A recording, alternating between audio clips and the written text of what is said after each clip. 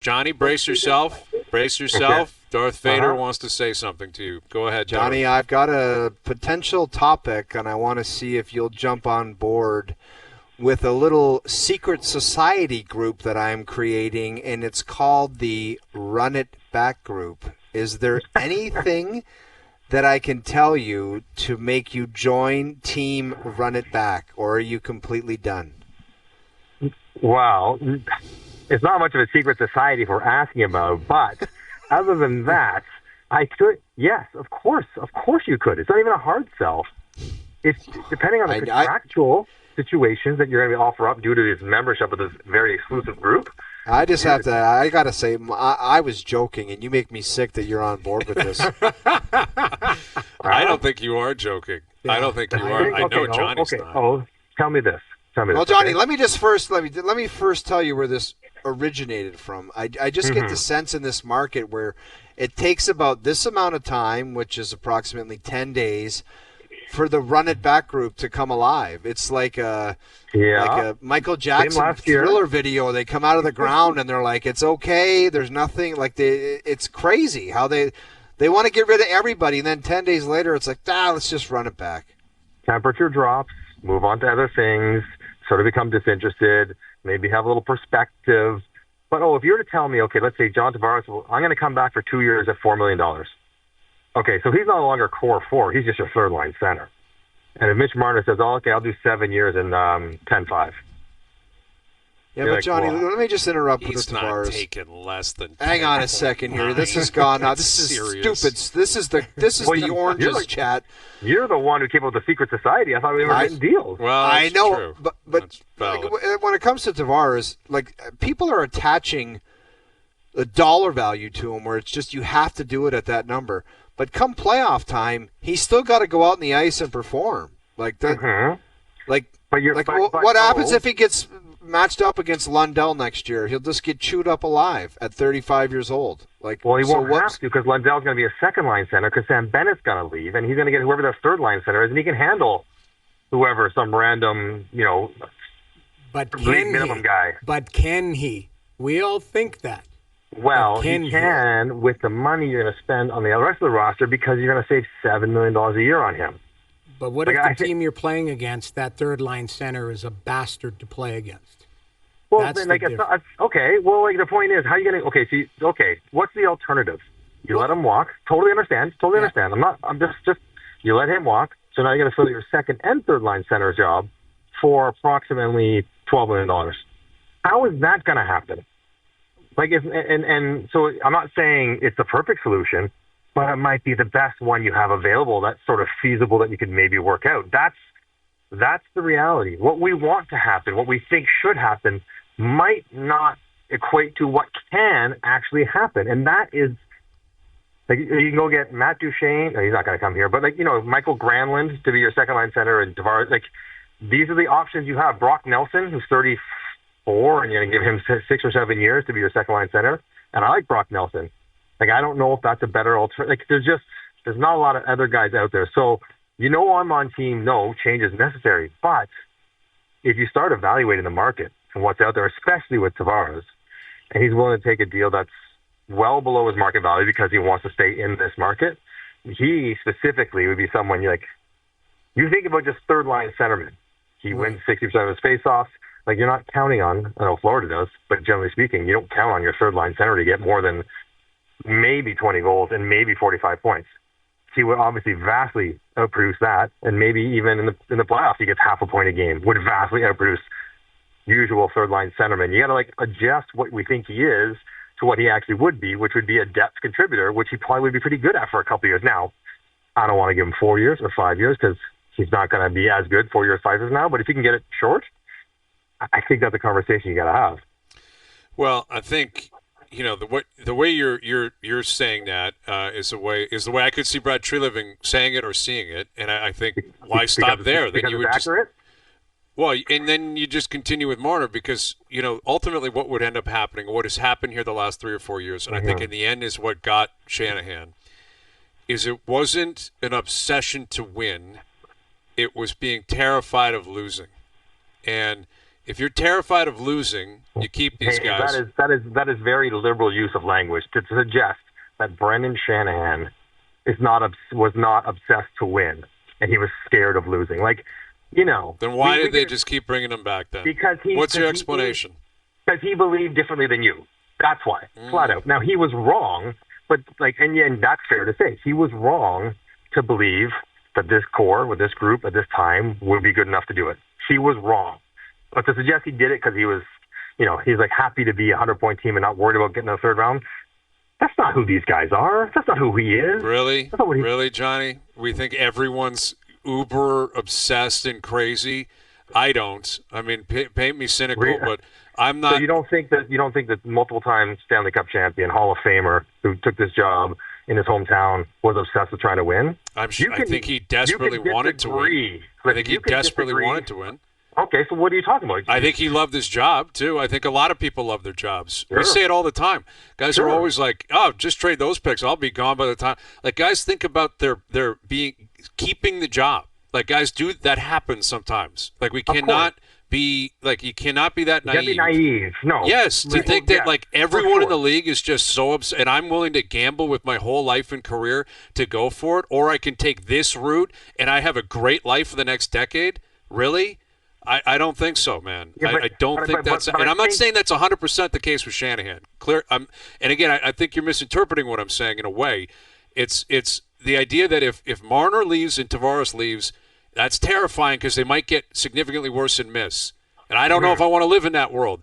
But the opposite is I got to let them go because I got to try the other one because I got to try to win. Right, like I'm not saying it necessarily in the insulting manner in which maybe you're interpreting it, but I think that may happen this time because these guys are really good players, really good regular season players. They'll make the playoffs. And I mean, I think how I would phrase it would be, the comfort or confidence in knowing you're going to be good with a good chance versus the unknown of what your chance might look like if you make those changes. Sure. And that's softer language. What could be worse, though, than much continuing to different than lose? I'll take the unknown every time after what's gone on. That's the way I look at it. It's like, well, how could it be worse? Like, you're not going to miss the playoffs. Is that the nuclear option? Yes, but I don't know. I'll try something different as opposed to. But I think like as they continue to tinker over the last several years, and maybe where this summer is different is that. One, the contracts they were under, so they to move off these guys was harder because they had no trade protections or whatever it might be. They didn't have the ease of movement that they have this summer, and they also maybe believed that the rest of the roster was more flawed than just these guys, and they thought they could somehow, with this group of high-paid players, they could fill out the rest, and they did. They did fill out the rest, but in the end, it wasn't enough, which is why I think it would be different this year, which is why I think Mitch Marner will very likely not be back here, and I think they might be okay with the fact he forced his hand. Now Hayes might be upset because they didn't force Mitch's hand, saying, "Listen, we're just not having you back," as opposed to trying to sign him in February and then being whatever happened there. But I think for the whole group, run it back. Probably not ideal, and I don't think anyone wants that. But I think maybe for Tavares specifically, given the contract and everything else, that does seem more feasible. And I don't know if just bringing not Mitch back is enough of a culture change. I think it might be, though. Like, I do think it's pretty significant what he was in that room and what he was in this market. It would change the dynamic pretty significantly. Not because Mitch is a bad guy, I'm not saying that, but just because it's going to be really, really different. And you can get an $8 million player and a $5 million player for him that can be completely different kinds of players. You get Brad Marchand and Sam Bennett for that same 13.5 you're going to give Mitch. If you could, that would be enough with one of the two departing to make your team different. Yeah, and you know what? This might be a moot point where Mitch Marner has made up his decision and is leaving. Like, regardless if you want to keep him or not, he has the right to walk on July 1st.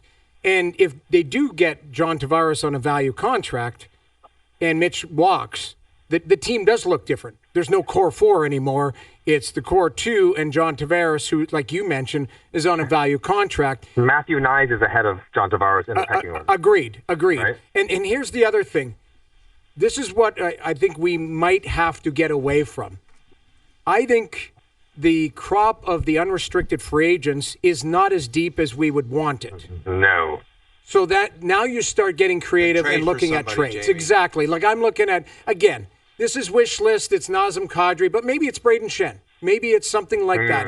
Maybe, you're calling Doug Armstrong and saying, what are you doing with your organization? You might be looking to get younger. Like that's the type of stuff you get creative. Again, do you have the currency? Get offer sheet. You need your own pick. You need to offer. I like that. I agree. I think you need to be creative, but this is where, Johnny, and I'm going to put it back to you, this is where Brad Treliving, if he doesn't have Brendan Shanahan's vision, if they weren't aligned going into last season, now it's Brendan Shanahan's show. I'm sorry, it's Brad Treliving's show, and he can go, if he wanted to move off Mitch Marner last year, or if he wanted to get creative, but he couldn't do that because his hands were tied behind his back because you got to run it up the chain.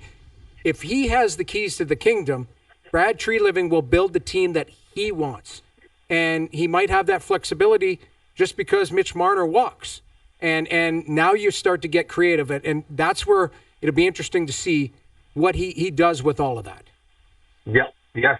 I mean, and talking about, just for offer sheets, what was Dylan Holloway's contract? Is it like 2.8? 2.8. That's not much. That's like a second and a third. You go find a guy like that for your second and a third, you can do some things. So you're right, Noodles. If they weren't in complete alignment, and plus Tree was new enough that he's like, I guess, do I know enough about this group to decide definitively that it's not a good idea? But now he knows, and now it's going to happen regardless. So, that's.